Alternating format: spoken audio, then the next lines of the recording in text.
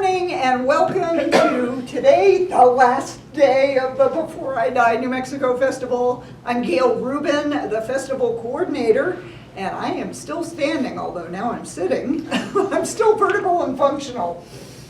Want to give a big thank you to the sponsors who make the Before I Die New Mexico Festival possible, which in alphabetical order are A Good Goodbye, that's my company, funeral planning for those who don't plan to die, the Daniels family of funeral homes, DeVargas Funeral Homes, which are up in Taos and Espanola, Everdays, which is an app that you can put on your phone to help you alert people in your contact list to events. Could be a funeral, could be a party. You might want to check into that. The French family of companies, their funeral homes, and the Sunset Memorial Park Best Friends Pet Services, Gabaldon Mortuary, the Green Burial Council, Morris Hall Estate Planning Attorneys, and my final checklist, and how convenient, Passages International comes after M, so yay.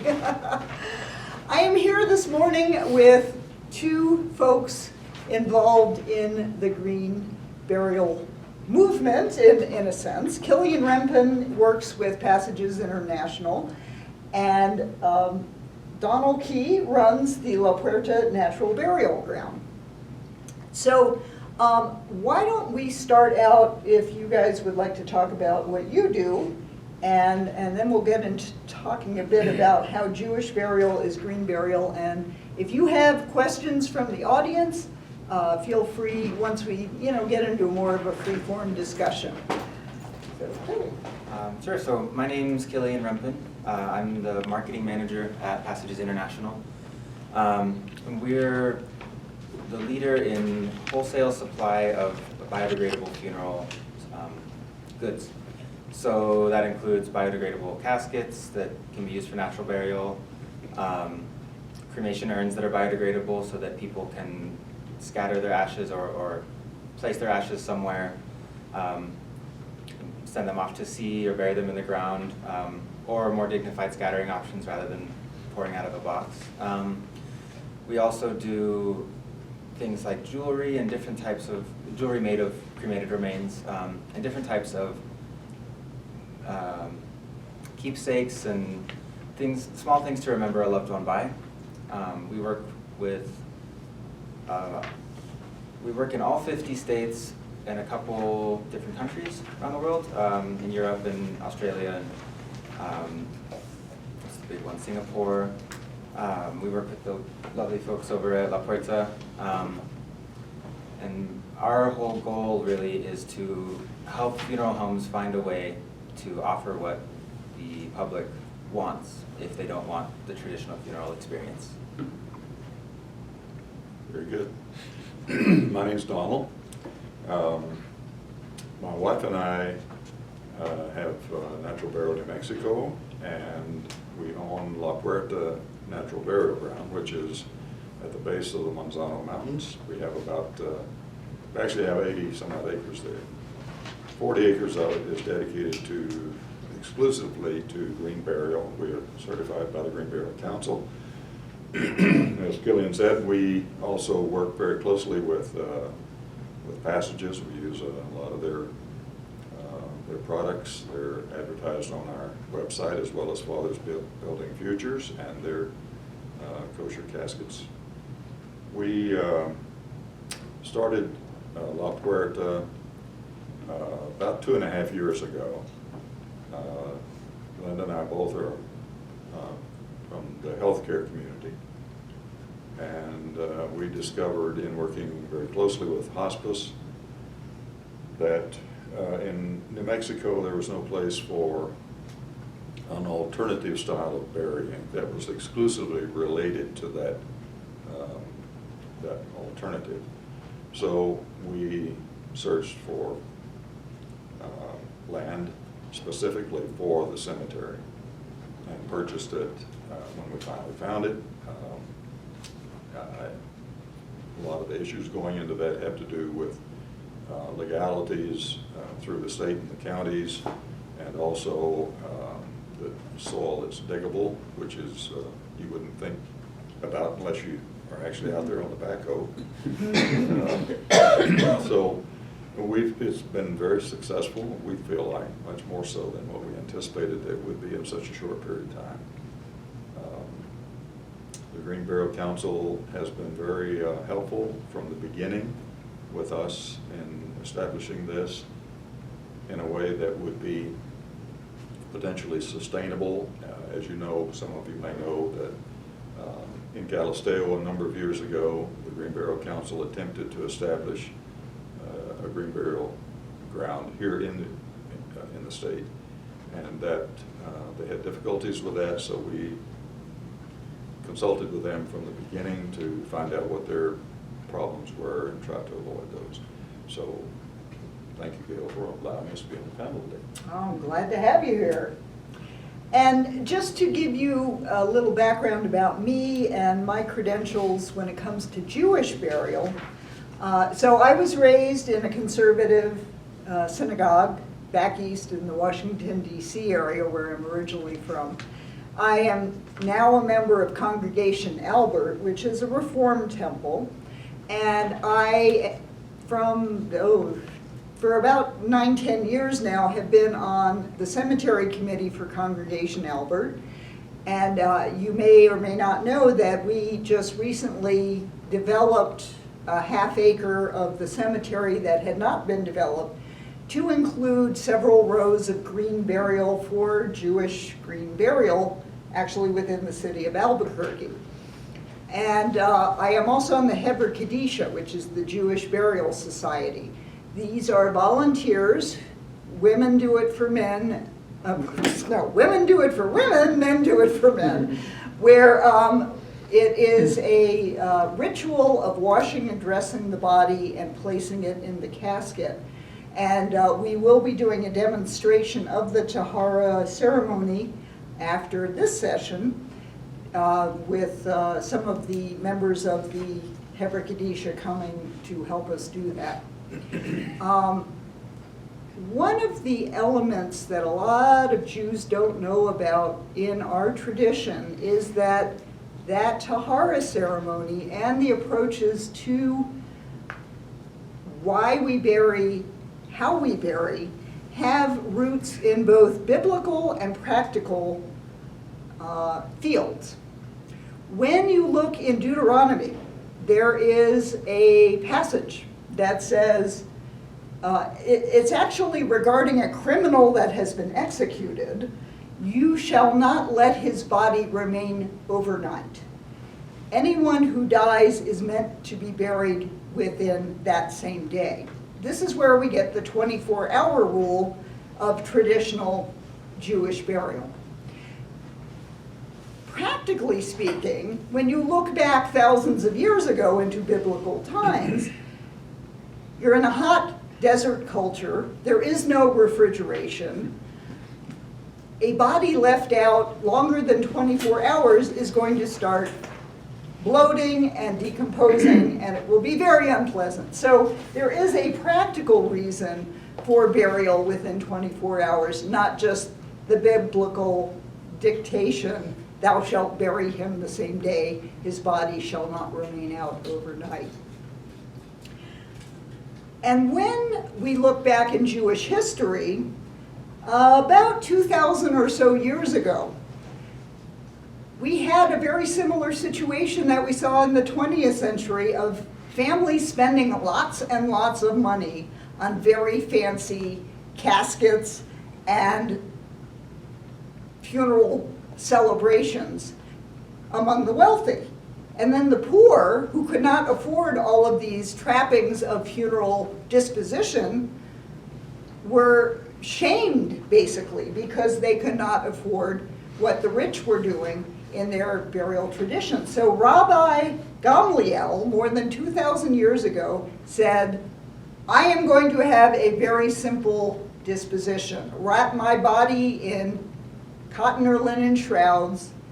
They may not have even used a plain pine box, but basically, based on Rabbi Gamliel's assertion, all Jews will be buried the same. in death. Even though we may have been different status in life, in death we are all the same. And also interesting to note, the tradition that evolved is that when we do the tahara, we are reading passages that bring to mind the dressing of the high priest in the linen garments that we are dressing the deceased in. So not only are we all equal in death, we are all high priests. We all enter that priesthood of equality and elevated spirit. One other element, not only do you have the 24-hour rule, but this approach using cotton or linen clothing, a plain pine casket, and by the way, I want to put in a plug for Fathers Building Futures, which is a local nonprofit that gives jobs and skills to previously incarcerated men who have families. When felons are released from prison, they have a really hard time getting jobs. So this nonprofit provides them with a training program. They have a woodworking shop where they make not only caskets and urns, but also cutting boards and Lazy Susans and other wood products that they sell at craft shows. They are doing a wonderful service for people in our community, and it's providing a really wonderful approach to helping reduce recidivism in our community. So we have their caskets, and they are carried at several of our local funeral homes, and they're looking to expand as well. So Jewish burial, when you have this body, we do not embalm the body because the process of embalming actually drains blood out of the body and replaces it with embalming fluid. The blood is considered a part of the body to stay in the body. So we don't embalm. That makes it green as well.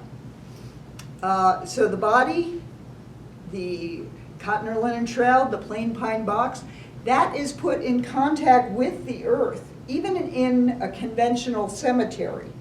So if you're not Jewish, but you want to have the closest you can get to a green burial in a conventional cemetery, ask for the Jewish tradition. And it's actually, the plain pine box is usually less expensive than most other caskets you're going to find at a funeral home. When that is placed in contact with the earth, the wood, the body, the cloth, all biodegrade at about the same rate. And when you are in a conventional cemetery, most conventional cemeteries will require a liner, which is like a big heavy-duty plastic box be placed over top of the casket.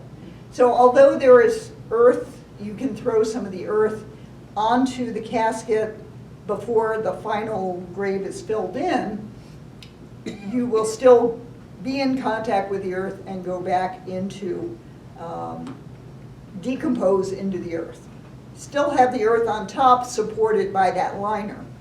But this is the closest you can get to green burial in a conventional cemetery. And this is what we do in the Congregation Albert Cemetery as part of the regular burial plots in the cemetery. Why don't we talk, Donald, a bit about how that differs out at La Puerta? Well, pardon me. We actually follow some of the same procedures, as you know, in using Fathers Building Futures kosher caskets, which are unfinished pine, and with only pegs, no metal. So we do that, but we also promote the burial of shrouds. And we use a basic shroud from Kencaraco out of California. Esmeralda Kent is the owner of that operation. We also use from Passages a bamboo casket, which is a 6-point casket, very light, very biodegradable, made in Bangladesh. as well as a willow carrier, which Linda and I really like that because it's a carrier that's about that thick. It's lined, made out of willow, very light, has handles on it, easy to carry the body and to lower it into the grave with ropes. We do that. The body actually then is either put under a sheet and lays on top of the carrier. With the shroud, it has handles, 6 handles on it. It's easy to carry, easy to lower. Linda and I participate in every one of the burials. We're very hands-on with regard to that because we feel like that's an important service to offer people. We don't like the idea of people just having to do their own thing alone because that's a very emotional time. My background is mental health. Linda's she's an occupational therapist with a specialty in breast cancer rehab. So she worked in oncology for years. So we're very hands-on with what we do. We have a cart that we take people, put the body on the cart. It's actually a converted buggy, which I bought from a friend of mine in southern Colorado. We took the 2 seats off of it and reworked it, and it's a carrier now. We pull that out to the gravesite. The gravesite is prepared a day ahead of time if we know that it's imminent. If not, we get caught because it's hard to do all of that within 1 day, but we do. And then I sleep for another day after that. But Gail, if you don't mind, I'd like to pick up on something you said a moment ago too with regard to the blood and the lack of embalming fluid. When I was in college, back in the dark ages, I worked in a funeral home for a couple of years to put myself through college, and worked in the morgue and helped with all the embalming and the autopsies, and I drove the ambulance, and I drove the hearse, and I worked the funerals in the chapel, and et cetera. So I'm pretty familiar with everything that goes on in the funeral industry. But the blood issue is a really important thing from the standpoint of what Gail was mentioning a moment ago, because in the Jewish tradition, we have to give the Jewish tradition credit for a scientific belief. And it was, I say scientific because it was one of the original scientific theories about what constitutes life. Blood constitutes life. And that was the theory based on Jewish tradition that is behind the not draining the blood from the body. Because the body then takes the life-giving essence into the grave and back into the ground, basically where it came from. So from a theoretical, not only from a religious perspective, but also from a very ancient scientific perspective, the Jewish tradition holds with both those elements. And I think that's a really important factor. So however you believe in, whatever your belief system is around after death, or, you know, it is certainly personal to each one of us, and none of us should have any criticism around that, because everybody has a right to believe what they want to believe and trust in what they trust in. But when it comes to the point of death, death is in fact a great leveler. And that tradition, in my opinion, is something that all of us can embrace, because, you know, in our country here, in a more practical sense, outside the Jewish tradition, it's like you can't take it with you. And there's a reason why you can't take it with you, because we don't know what lies for sure scientifically beyond that point. However, we know that respecting that point that all of us will arrive at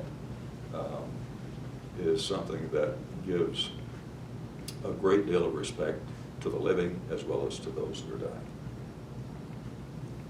I think it's worth noting on a similar note too that embalming and what we call traditional burial with a vault and a hardwood or metal casket in the ground only really became a tradition here around the Civil War.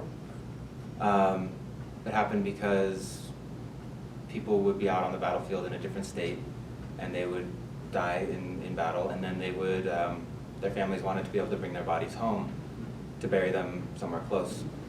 So that's when embalming really started in this country, and then, I mean, it goes back as far as Egypt, right? But as far as our traditions are concerned, that's when it started. So it's not really a long-standing, centuries-old tradition like green burial would be, even though we think about green burial without embalming as very non-traditional and new and sometimes crazy, like good crazy, I mean, you know, different in a good way. Crazy is the bad word there. But it's interesting that that's what's considered traditional when it's relatively new practice. Yeah. And actually, speaking of relatively new, but still actually old, let's bring up the topic of cremation. Now, cremation in the Jewish tradition is, if you're Orthodox, it is like verboten. You do not do that. Your more Reformed Jews are embracing cremation. Now, when you look biblically, it's ashes to ashes, dust to dust.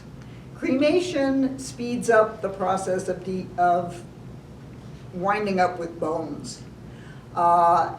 Depending on, your perception of the time-space continuum, maybe cremation isn't so bad. Of course, we also have the specter of the Holocaust, which was horrible. And we actually do have Holocaust survivors who are asking to be cremated because their loved ones were cremated.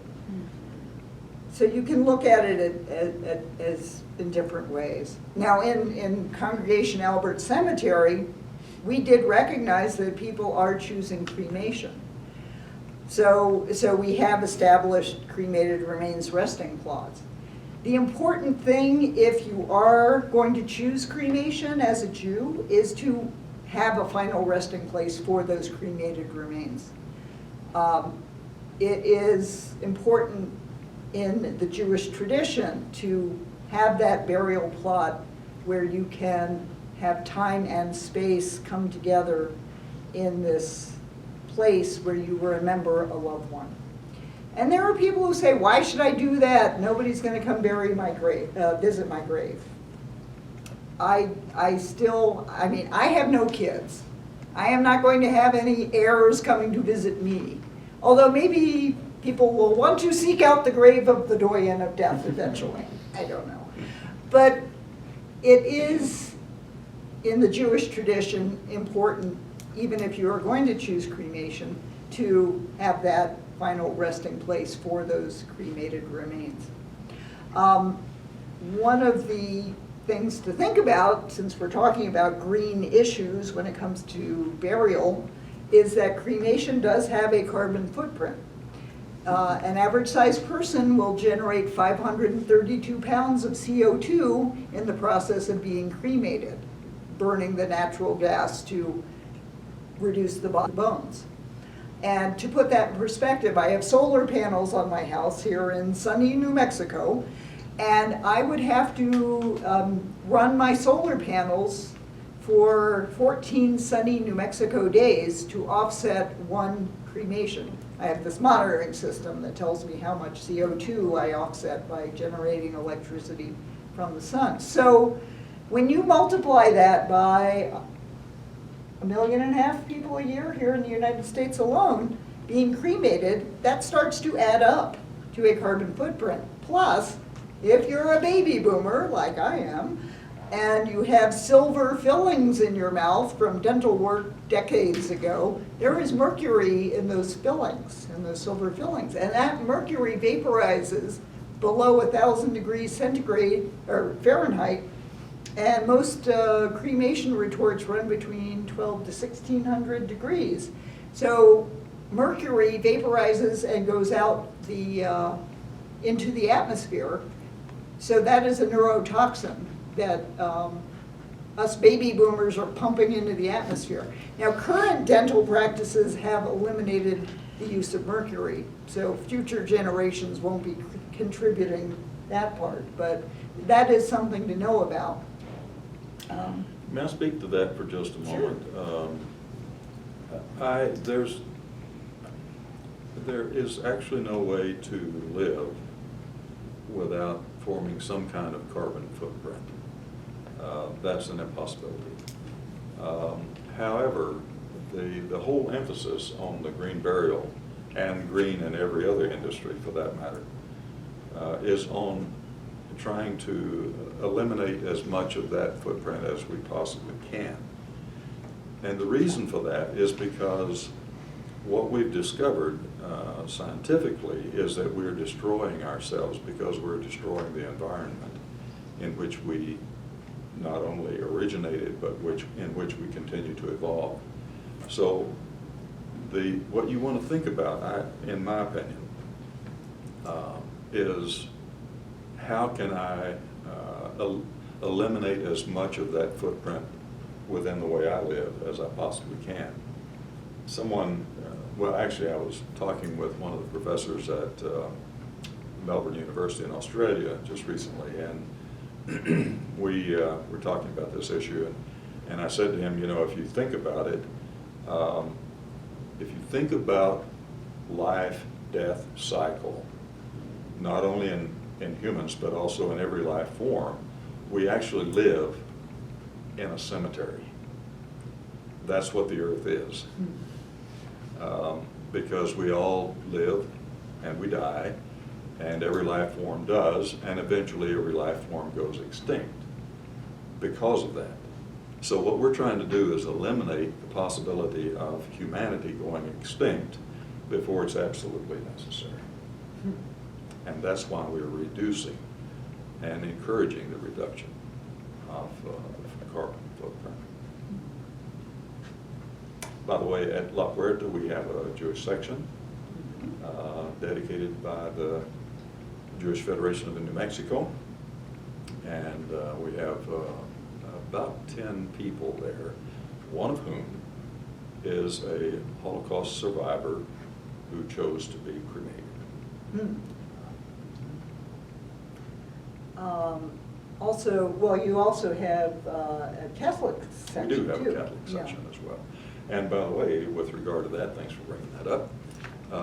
The Catholic Church was against cremation up until the 60s, sometime in the 60s. They changed that, and the church placed its blessing on cremation. What we're finding now is that the Catholic Church in some states, I can't remember which one has initiated this in particular, but they're really pushing this whole green burial concept. So the Catholic Church has become more and more progressive around that. With regard to the cremains themselves, the church still does not bless the scattering of ashes, nor does it bless keeping ashes on your mantle. They ask that those be buried.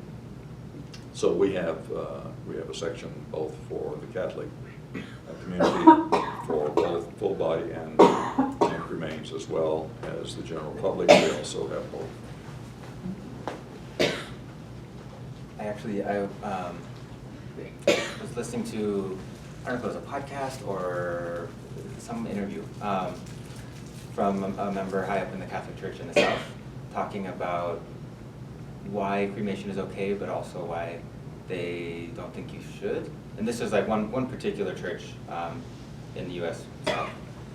But their rationale behind it was, if you, I'm not an expert on the religion, so I might mess up a couple things here, but eventually when the rapture happens and God comes down and takes everybody up to heaven, it's going to be a little bit harder for him to find you if you're not all in one piece there ready for him. So the whole rationale they had was, we really don't want to inconvenience him. That's a good way to put it. Yeah. Which seems, I mean, then we go back to embalming and the blood being somewhere else, and the inside of the body somewhere else. So yeah, you have the shell. So to me, it's almost the argument almost defeats itself in that what they want you to do is keep the shell intact so that he can come find all of that, but then everything else is missing. Whereas if you just have the ashes in one place, and it just seems a little easier Well, and to me. in fact, the Orthodox Jews will go to the extent of keeping the body together. If you had a limb amputated in life, they will hold onto that limb or bury the limb where the body is going to be buried eventually, the rest of the body. And then that way your body would be all together and you would be,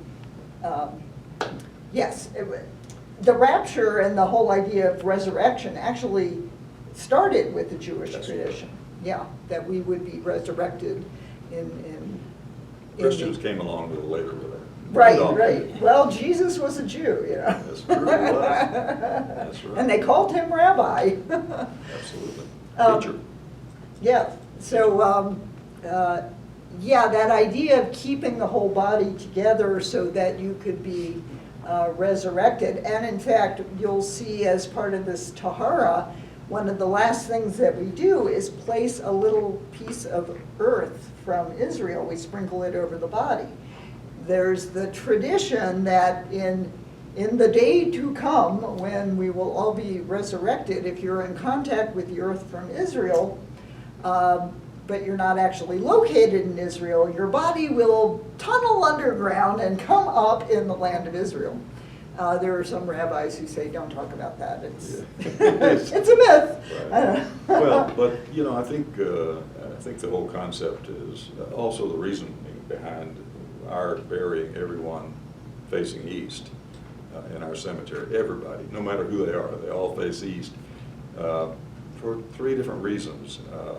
In the Jewish tradition, facing east is going to be facing toward Jerusalem. And the Christian tradition, it's facing east, thinking that that's where Jesus will return, and so the resurrection on Resurrection Day. Native American always, in antiquity at least, built their hogans with the door facing east, so they could see the rising sun first thing in the morning, representing a new day, new life. So all these traditions basically connect around what we're talking about here.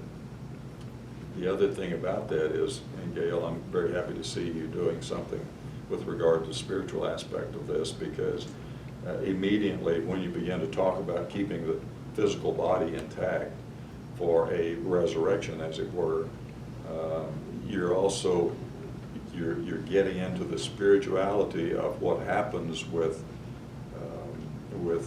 one after death. And so there's another piece that floats into that very quickly. If we are then all to be spiritual beings, and we are spiritual beings, then how does that combination of spirituality and the physical manifest itself, not only in life as we know it now, but in life as in the hereafter? So glad to see you approaching that later. Does anybody have any questions? Yeah. I'd like to ask Donald, as I'm guessing he's probably the best person to talk about this. I'm still kind of fuzzy about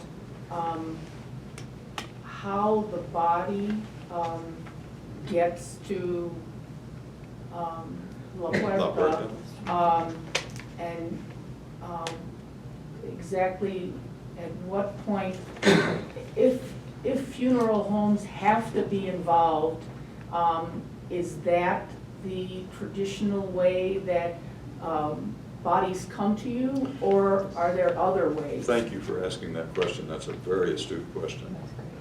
And there are ramifications around that, which are both legal and by choice. So when I said that Linda and I wanted to provide an alternative choice, is what we were alluding to. This in no way, what we're doing excludes or eliminates what the value of the funeral industry is. It actually just adds to that. All the funeral homes within the state use us. Some funeral homes outside of the state use us when families ask for a natural burial and they don't have another place to do that. However, the funeral home provides especially with the Jewish tradition, a place to do the tahara, which is really important, because there's a lot, and Gail will go into that later, but as you know, there's a lot involved in that. So it's much better to do it in a funeral home, and then the funeral home can either bring the body down, or the family can bring it down to the burial ground. The state of New Mexico allows the funeral industry to actually bury at any time after death occurs and after the doctor has signed the death certificate, saying what the cause of death was, and et cetera. They don't have to actually file the death certificate prior to disposition or burial, or cremation for that matter. There are some legal issues around the cremation which doesn't exist with natural burial, or with burial, whole body burial. But they have about 30 days to be able to complete the death certificate. The funeral industry does. Private individuals have to have that death certificate, not only the medical portion of it done by the doctor, but they have to provide the rest of that information, which is the major part of the information on the death certificate, to the Bureau of Statistics before they can bury it.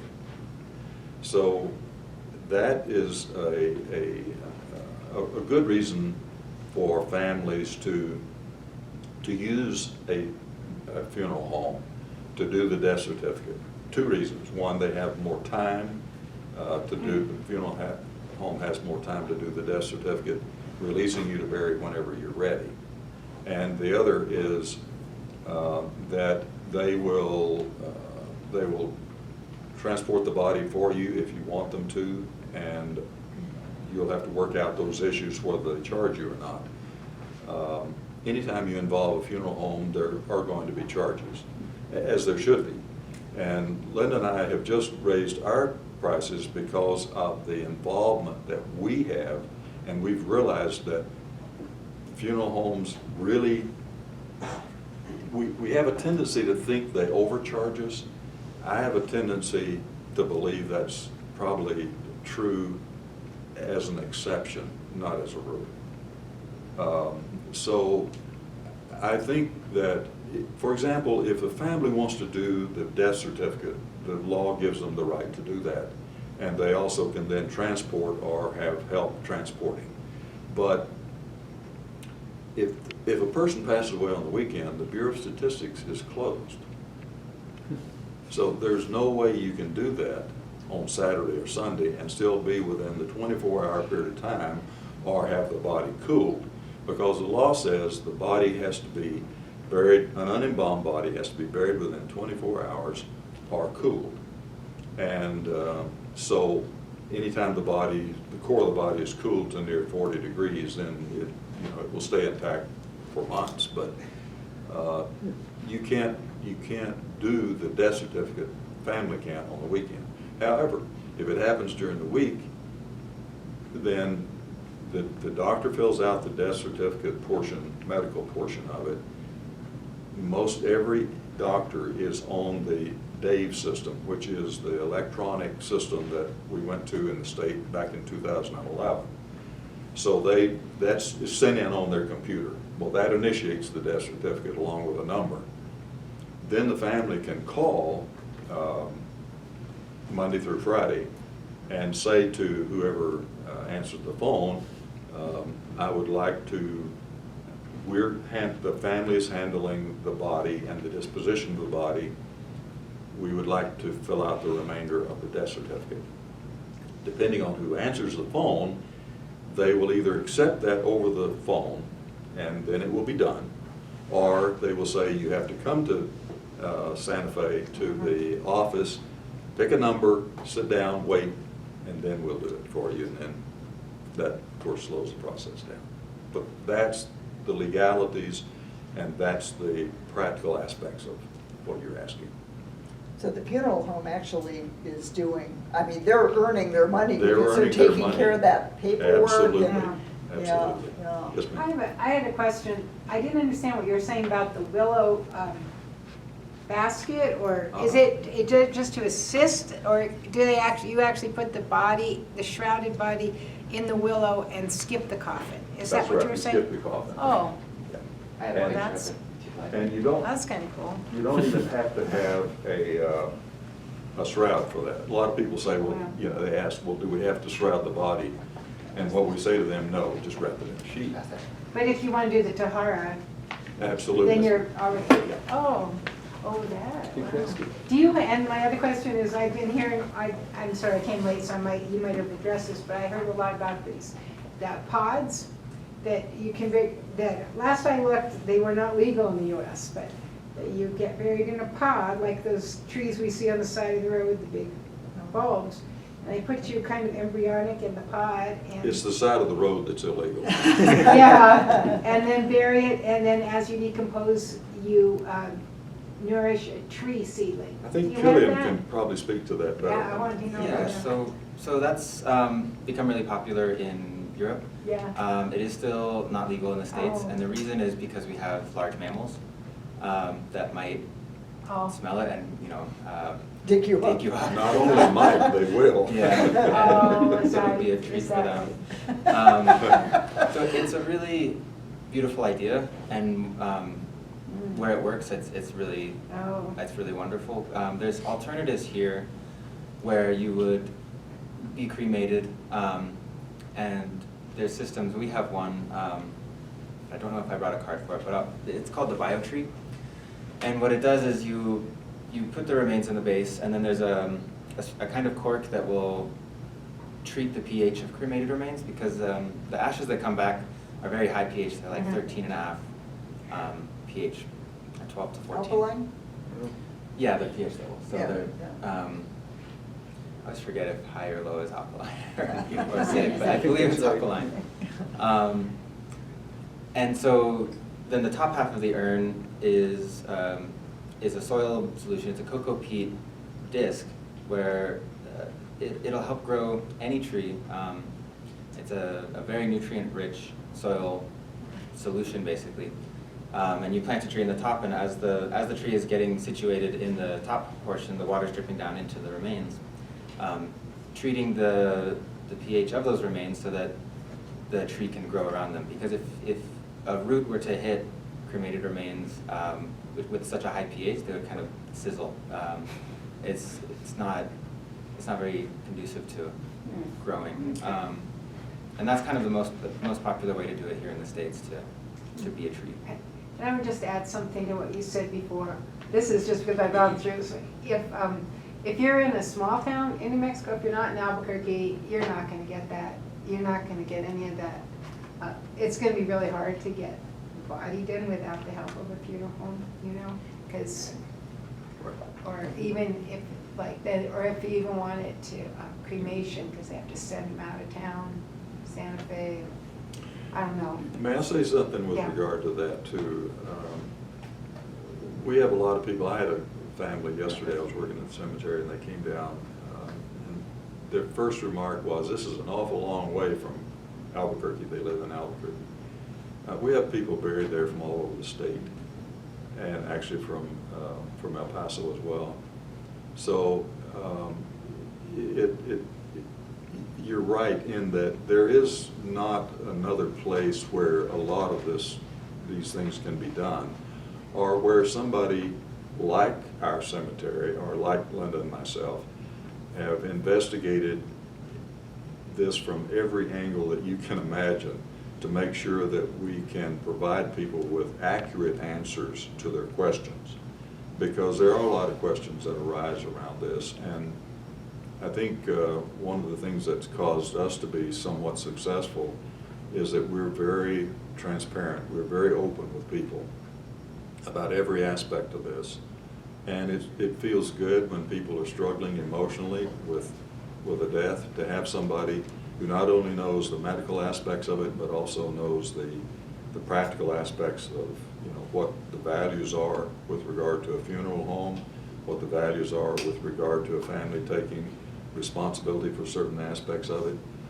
Here's what's happened in this country since the Civil War. We have actually evolved into a society that pays for convenience. And that's okay, because we all do it. And I think we have a right to do that. And we can't do everything for ourselves. We can't live in this society and do everything for ourselves. However, there is a spectrum in which people choose to do certain things for themselves and then choose to have help for the other things they're not comfortable with. And that's the thing that we like to promote.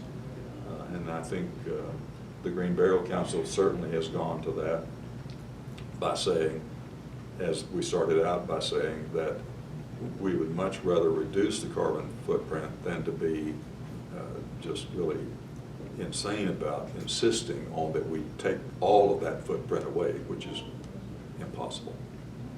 So along those lines, if somebody wanted to do everything themselves and it's an unexpected death, can you get somebody buried in 24 hours? Like Yes, you bring it can. down, you could dig a hole, okay. And then my second question is, I talked to the fathers building the caskets, sorry, I forgot the name. Others building futures. Yeah, futures, not building the caskets. And I knew about them before, and they said in Albuquerque, or the guy I talked to, not they, at the Dia de los Muertos, at the procession thing, and he said they work directly with the funeral homes, and so if you're gonna be buried in Albuquerque, you can't buy a casket from them, because it's bypassing their agreement with the funeral homes. So my question is, but they'll sell it to people not using They a are a funeral wholesaler. home. Yeah, they're a wholesaler, but they'll sell directly to you, like if you're taking it to Santa Fe, or probably to you, but maybe not. So my question to you is, all the things, the shroud, and I read about all the stuff you have, and you just described at the beginning, do we have to buy it through you? Can we just bring a body down and a sheet from our bed and dump it in the hole?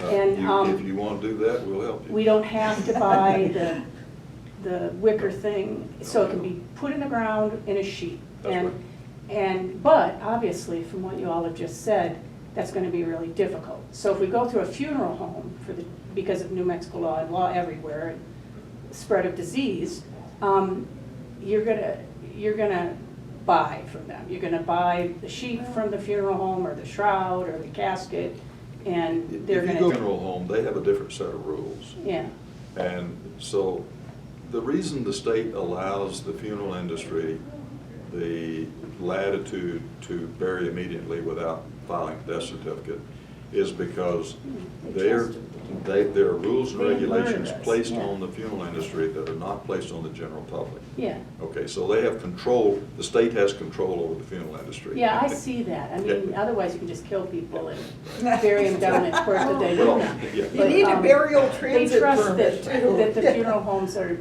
following Right, morality and legal law. sure. But anyway, we're gonna have to go through the funeral homes, is that correct?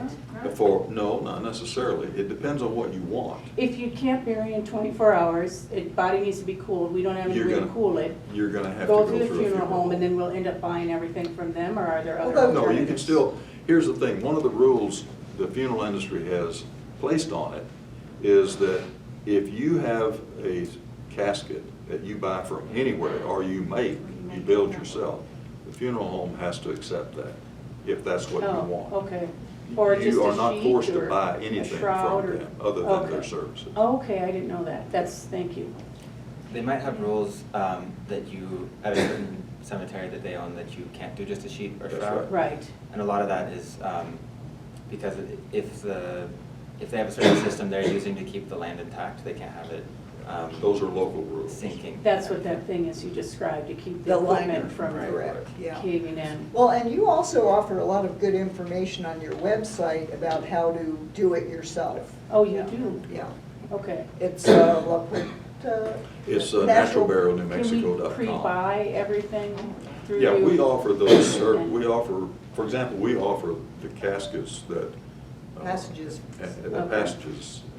And you can check the prices against Okay. what ours are and what the funeral home is that you might be working with.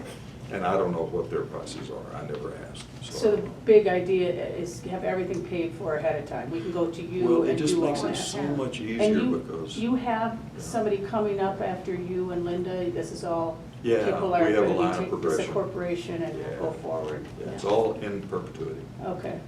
Could I add something else as far as details?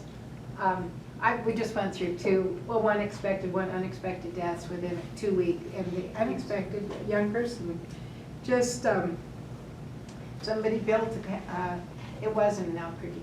Somebody built a box, dressed him in, well, they wanted to dress him in something cool. It was common, but something special, not a funeral shroud. And there was no problem doing that. Okay. But and then I will just say with my mother, it wasn't unexpected. I'll just give a hint to anybody who's caregiving. I had expected her to die a couple years before she did. She kept kicking. But, being in a small town, I went and I got a shroud, which you can buy if you want at any of the funeral homes. They just give it to you at their cost. And then I put it away because she was getting better, and I didn't want her to think, I'm rushing it, so I forgot about it. And she had already filled out all her instructions for her funeral and the music, the works. But if they want to be cremated, it's really important they have to write it down they want to be cremated, because that was it wasn't unexpected because she was nearly 100, so, and everything was taken care of. We had a local cemetery, everything was done, like the service and all, but she never signed a form that you can get at the funeral homes that I want to be cremated. And it was really tough on a weekend, and we had to, There's a every cremation- sibling, every child in the family had to Right. approve Had it. to That's approve right. it, So yeah, that's a unless you good sign that tip. cremation Yeah. self-authorization Yeah. form. And the reason for that is very practical, because once you cremate a body, it's gone. Yeah, And Can't if come you back. bury a body, it can be exhumed if there's a problem that develops legally later. but it's something to think about if you're, like, especially caregiving an older person, Right. a detail, but that was a super Oh, a big couple of hands in hassle. the back. Huh? Yeah, there's, A couple of questions, actually. Can you give me an approximate difference between the cost of a burial plot for a cremated body versus the body laid in the shroud with all of the blood? Number two, how long does one degrade faster than the other? And three, which one is more beneficial to the earth in that degrading process? Okay. Would you like for me to answer that question? Whoever. Okay. The cost is different significantly. For example, in our cemetery, if a family does the whole thing themselves and they do a full body burial, that can run anywhere from $1,200 to $1,500 or $1,600 in a full body burial. Whereas with the cremains, I think that is around $500 total. With regard to the second aspect of your question, once a body is cremated, the process is over, except for just very few bone fragments which are left. And when we talk about ashes, we're actually talking about very few ash components. A lot of that, most of that is bone, which is ground up, by the way, and put into an ash form, mixed in with what little bit of ashes there are. With the biodegradable aspects of the body, that's the only way that every aspect of the chemical components of the body will go back into the earth. In cremation, it goes basically into the atmosphere. And But- is that bad? Well, it's not necessarily bad. Gail alluded to and talked about, the mercury involved in that and the CO2. CO2 and all of those aspects. So from that standpoint, I wouldn't say it's bad, it's just that you're putting that into the air. And there is a certain component to that which is bad, because we want to reduce that scientifically, we want to reduce what goes into the air because it affects the ozone layer. And the hole in the ozone layer is not good for life forms on this planet.